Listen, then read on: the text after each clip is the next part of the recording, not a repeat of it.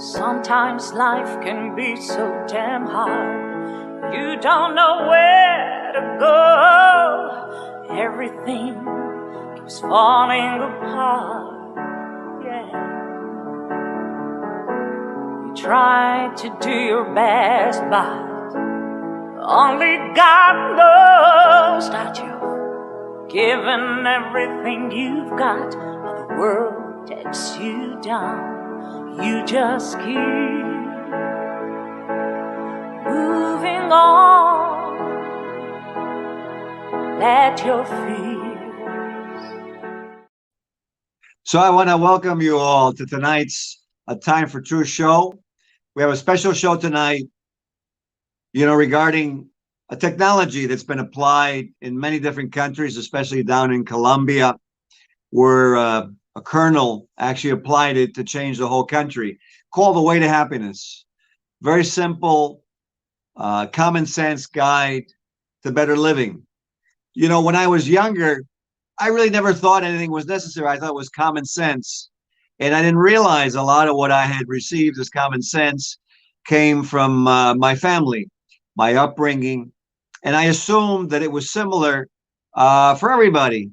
And as life has gone on, I found out that that's not the case. And in the last year in our country, in 2020, we've seen the amount of turbulence, turmoil, and we look around, we say, why is that happening? And the reason it's happening is because there's not an agreement. Very simple thing, agreement. But, agreement is what causes a marriage either to stay together or to break up. Agreement is what causes a business partnership to stay together or to dissolve and go into attorney battles. So agreement actually is not such a simple thing, because if it was, there wouldn't be so much discourse and problem and conflict in life. So tonight, I'm going to present to you something that is actually very simple, but very powerful, and applied, it helps all of us. It's one thing I like about it is I'm a Jewish guy. My wife is a Catholic woman. I have friends who are Hindu, Buddhist, Protestant, Methodist, all different religions and different cultures, different creeds, different upbringing. And, what I like is something that all of us can apply, like water, like air, that we're not going to have any conflict or discussion about or debate, because we have enough of that in life already. So this common sense guide called The Way to Happiness was actually devised by a humanitarian who was a very talented man. His name was L. Ron Hubbard. And he was a musician, a navigator, playwright, investigated into the mind, sailed ships, charted the West Coast for the U.S. Army, was in intelligence in World War II. I don't know how the man ever slept. And he realized what was going on really globally. And so he made this guide, and it's been used all over the world. So the first thing we're going to do is show you a video, the introductory video about this way to happiness. And so the engineer will put the first video on, and here we go. Happiness. True joy and happiness are valuable. If one does not survive, no joy and no happiness are obtainable. Trying to survive in a chaotic, dishonest, and generally immoral society is difficult. Any individual or group seeks to obtain from life what pleasure and freedom from pain that they can. Your own survival can be threatened by the bad actions of others around you. Your own happiness can be turned to tragedy and sorrow by the dishonesty and misconduct of others. I am sure you can think of instances of this actually happening. Such wrongs reduce one's survival and impair one's happiness. You are important to other people. You are listened to. You can influence others the happiness or unhappiness of others you could name is important to you. Without too much trouble, using this book, you can help them survive and lead happier lives.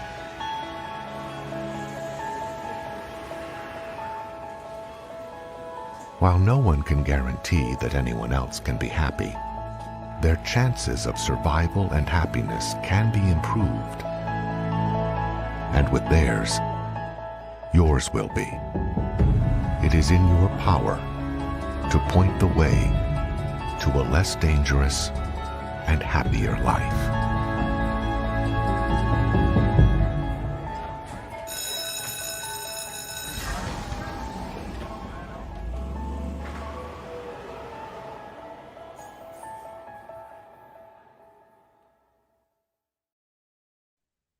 So there you go. Common sense, but very powerful. Because if you look at our last year, what were we missing? We were missing integrity. We were missing honesty. We were missing really a acknowledgement or an understanding of how much each one of us does for each other. If you really look at it, and sometimes I've done this when I fly into New York, and then you fly into New York and you go over all these boroughs and you see all these buildings and all these people. And I don't know if it's come across your mind, but I think when I'm up on the airplane, I go, my God, there's a guy down there who decided to be a fireman. And there's a lady who's running a pastry shop. And there's somebody else who's got, with some other people, a Chinese restaurant. And then there's somebody who decided to be a policeman and risk their life because he wanted to be a policeman. And some other person, whether it be male or female, doesn't really matter, is doing the garbage, the sanitation, being a doctor like me. It doesn't really matter what you do. You know, people say, well, you know, a prejudice and whatever. The truth of the matter is, if you really take stock, even the lights of this show, the internet that we have here to watch this, the phones that were made in a different country, it's really amazing how people, I guess you could call it mankind, we can make it smaller, the community, or your family. It's amazing how much we do for each other and we take for granted. And I think the big problem is not having that common sense guide, but realizing that, you know, you could have all the money in the world, but if you were all alone, aside from being lonely, you would probably die because there'd be no one to pack the grocery store with food for you. There'd be no one to plow the street. There'd be no one to make your electricity. And you'd be running around all the buildings that you own with nothing. So really, I think the greatest wealth that we have in this world is mankind, is people, each other. And that's why I think this program is so beautiful, because it was applied in Colombia, where it actually reduced the crime, reduced the kidnapping, improved the economy, so much so that the president of Colombia received a Nobel Peace Prize, and the country became one that was undesirable, to where all over the world people were now investing in Colombia. And if we look at what's happened in the United States in the last year, I think there's a lot of turmoil that's occurred. It would be very beneficial to use the program. It's very easy to obtain. And this organization called thewaytohappiness.org. And the books are in many different languages, so they can be applied in different cultures. And they're available free of charge. So you can find out for yourself and see how you like it. So I want to play you another video. And this one actually happens to be with the government. Because, you know, there's been a lot of turmoil. Am I a Democrat? Am I a Republican? I'm a liberal. I'm this, I'm that. And all this conflict. Again, all this conflict. So let's take a look at a chapter from this book and see what it says about a government and supporting the government, regardless of the political party that you have affiliation with. Here we go. Engineer, please. 10. Support a government designed and run for all the people.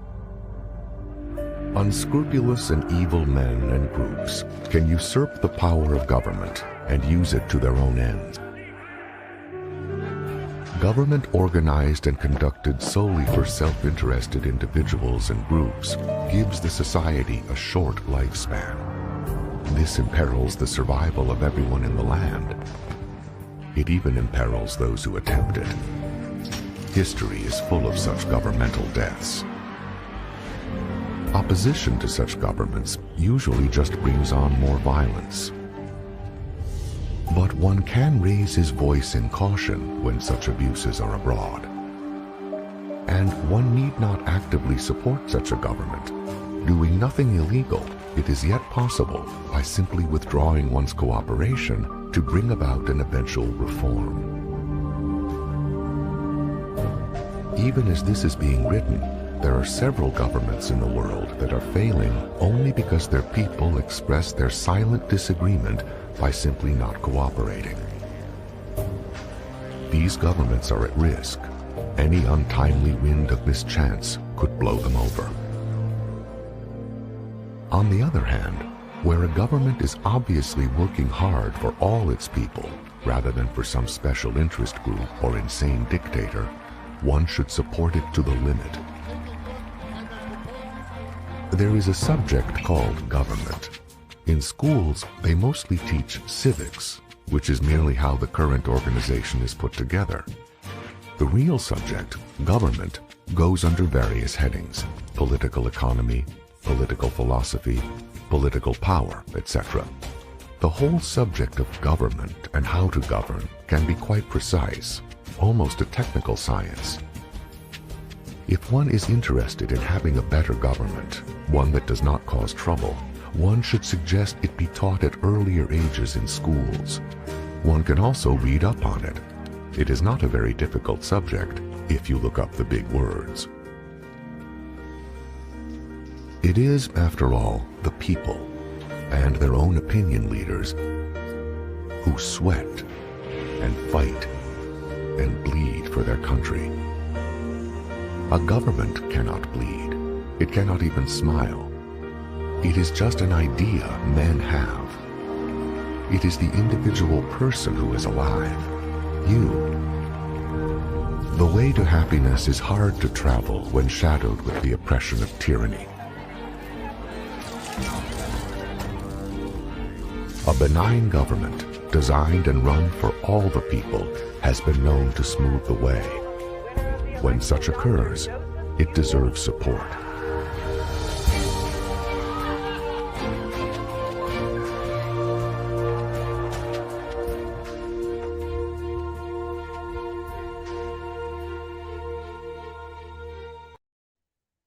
Beautiful video. Every time I watch it, I get goosebumps.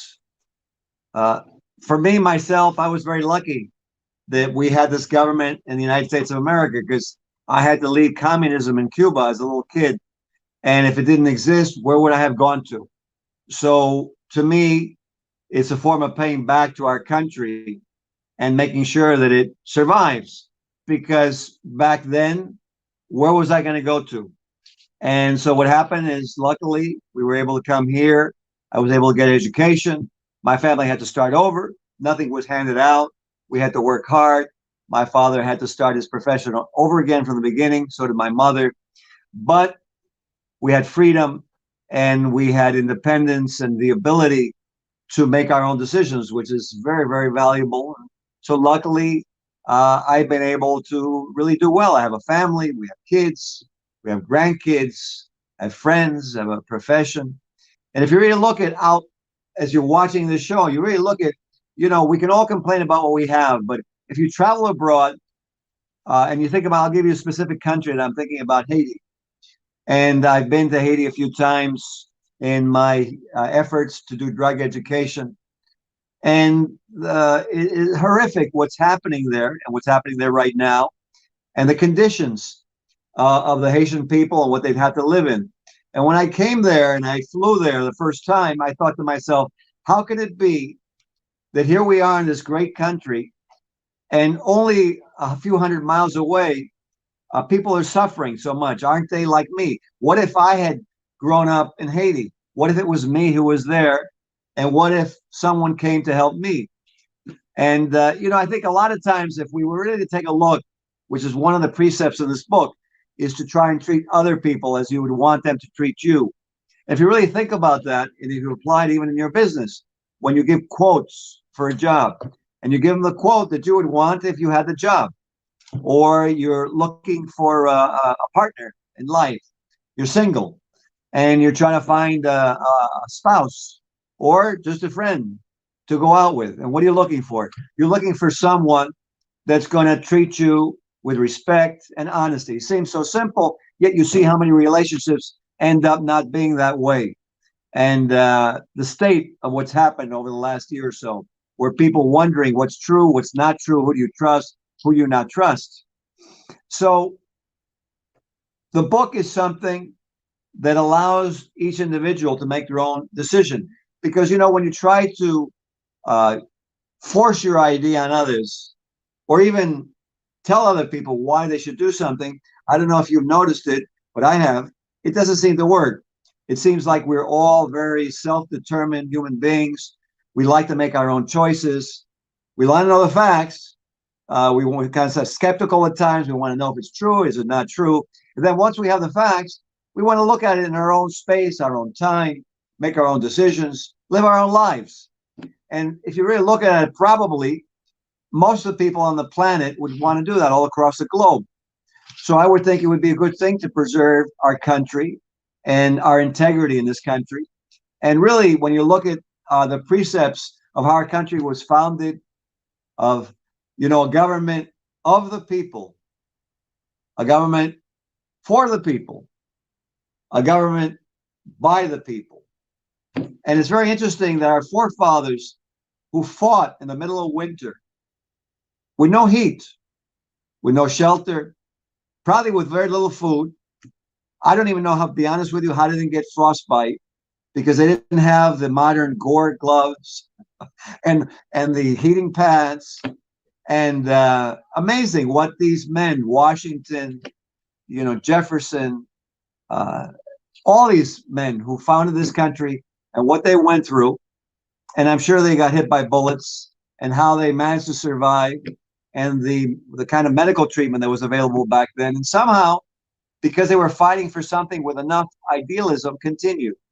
And so this show, I thought I would bring this out, because if you really look at what they did for us and what we're leading for our children, it looks like it's something that we can look at and say, well, you know what? It's not so hard for us to give a little bit more. So let's look at another chapter from this book on how we can achieve more agreement amongst all the different cultures, especially here in New York, where I live, with all the different nationalities. And to me, New York is like, you know, the World Series of cities. You have people who come to New York, and like Frank Sinatra said, when you make it here, you make it everywhere. It's up to us, New York, New York. So I don't think it's really being, you know, self-fulfilled or engrossed that New York is a place where most people want to live, and also because it's in the middle of the United States of America. So let's take a look at something that's very important, and that's respecting someone who is of goodwill. Goodwill meaning someone who's doing something for us. Could be a politician, could be an attorney, could be a mother, could be a grandmother, could be a doctor, could be a sanitation, could be your man who does your lawn and saves your tree, or your veterinarian. Let's take a look at this chapter. 11. Do not harm a person of goodwill. Traditionally, men of goodwill means those who mean well toward their fellows and work to help them. Despite the insistence of evil men that all men are evil, there are many good men around. And women too. You may have been fortunate enough to know some. Factually, the society runs on men and women of goodwill. Public workers, opinion leaders, those in the private sector who do their jobs, are in the great majority people of goodwill. If they weren't, they long since would have ceased to serve.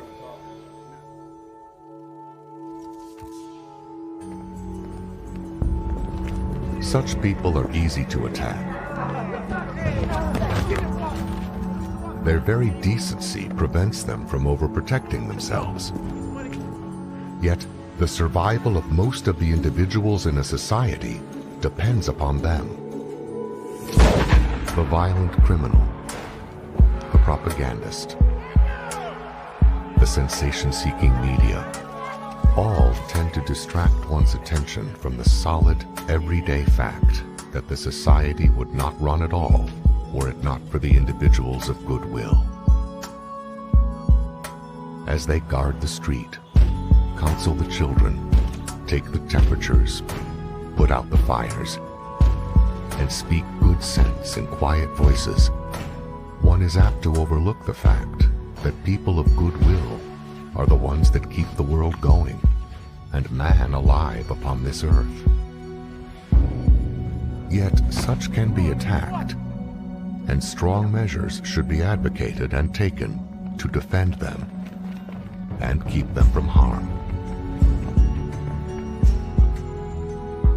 For your own survival and that of your family and friends depends upon them. The way to happiness is far more easily followed when one supports people of goodwill.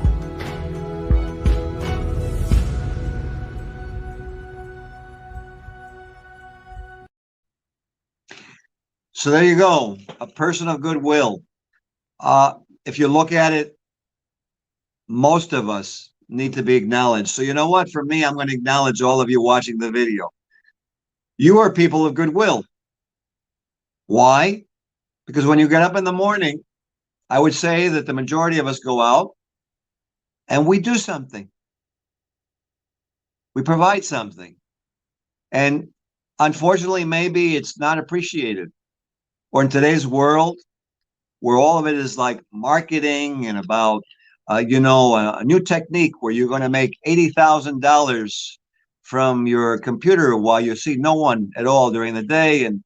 And great. So if we really look at it and we look at how much we have, if you just look at these phones that we have that allow us to compute, to communicate, to send messages, to have different communication programs out there that we all are on, and allow the world to really go at a much higher pace of life. But then we look at it and we say, well, is it really a good thing that a poor teenager, through that media, it gets utilized to ostracize that kid? Because maybe that kid ends up going on drugs because he feels so horrible because all his friends use that media to ostracize or belittle that kid. And if those other kids were to think about it, and maybe we as parents got them to look at how would you like it if that happened to you? Because too often that's the problem, is that it's never looked at in reverse. What would happen if that happened to you? It seems like if you really look at it and you have the war movies, and I'm maybe a typical guy and I love the action and whatever, but if you really look at it and you watch Braveheart and you really confront at how they cut each other up, how wonderful was that really? And why were they doing that when they didn't have refrigerators? They didn't have grocery stores. They didn't have any streets yet. Why weren't they cooperating instead of killing each other on the battlefield? It seems like maybe something was missing, because I can't believe that they actually just wanted to go out and do that unless there was something missing. And what's been missing probably is some form of concept of how valuable each one of us are to each other. And, sometimes with spouses, maybe we end up fighting with each other. And why? Because there's a misunderstanding. And why is the misunderstanding? Because we fail to listen to each other. And then you get done with the argument later on, and you really love each other, so you resolve it, and you say, well, why did all that happen? Why didn't I just acknowledge my spouse? Whether you're the wife and you acknowledge your husband, whether it's a husband acknowledging the wife, it has nothing to do with sex or or prejudice has to do with the fact of respecting the other person and really taking a look at how much we achieve. Sometimes we get going so fast that we totally forget what we have. We take it all for granted, and then we want more. And, I don't know who's not guilty of it. I'm not going to tell you that I'm not guilty of it.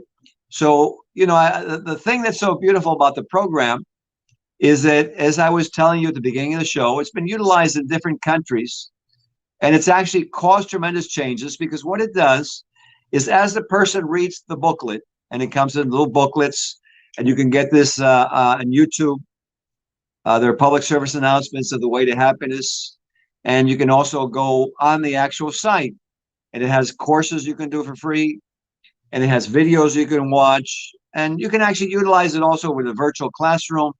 And if you wanted to use it for your students, and you wanted to maybe in a Sunday school or in a sports program, the tools are available to you, because when you really think about it, with athletes, when we're mentoring them and they're younger, it would be good to instill this in them so they can, when they get into a higher level, have more stability. When they're being trained, and our youth are being trained to be engineers, or to go on into acting, or to go on to being health professionals, or legal professionals, how important is it really to have a foundation of morality, of integrity? Very important, because then we have a basic tenet where we trust each other and we're working on an agreement.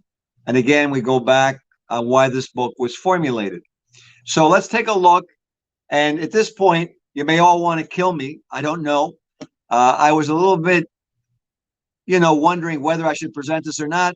And because sometimes it's a little difficult, but as a father and as a doctor in my office, I realized that, it's important sometimes, even though, you could get a little bit attacked or get someone upset. It's better to have something positive happen than just to never try to do anything and just let things keep getting worse. So if some of you may have said now, or thought that, who is this guy, or who knows, maybe somebody wanted to, thought about, enough already. Let's play this next one. It'll be a mystery. And I'm going to play this one without telling you what it's about. It's a little bit heavy, but what the heck? Let's play the next one. 8. Do not murder.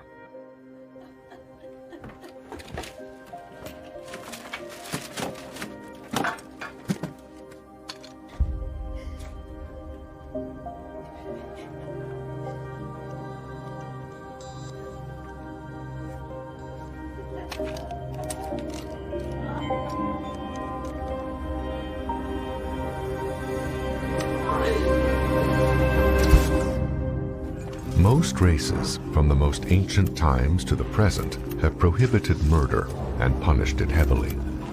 Sometimes this has been broadened to say, "Thou shalt not kill," when a later translation of the same work has found it to read, "Thou shalt not murder." There is a considerable difference between these two words, kill and murder. A prohibition against all killing would rule out self-defense. It would tend to make it illegal to handle a serpent coiling to strike the baby.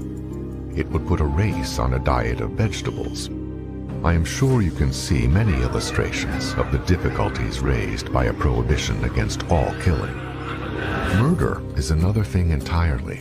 By definition, it means the unlawful killing of one or more human being by another, especially with malice aforethought.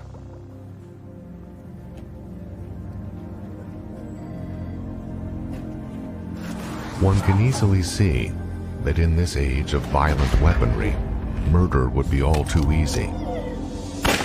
One could not exist in a society where oneself or one's family or friends were at the mercy of some who went about casually taking lives.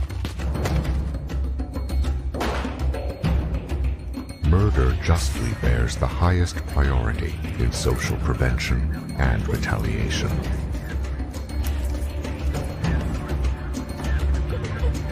The stupid, the evil, and the insane seek to solve their real or imagined problems with murder, and they have been known to do it for no reason at all. Get behind any demonstratedly effective program that handles this threat to mankind and push. Your own survival could depend upon it.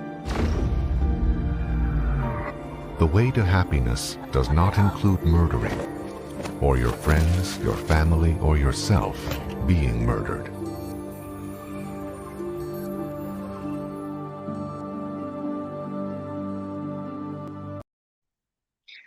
So you may say, well, gosh, Dr. Fialkov, why didn't you start out with this one, the heavy duty one, and end up with a nicer one at the end?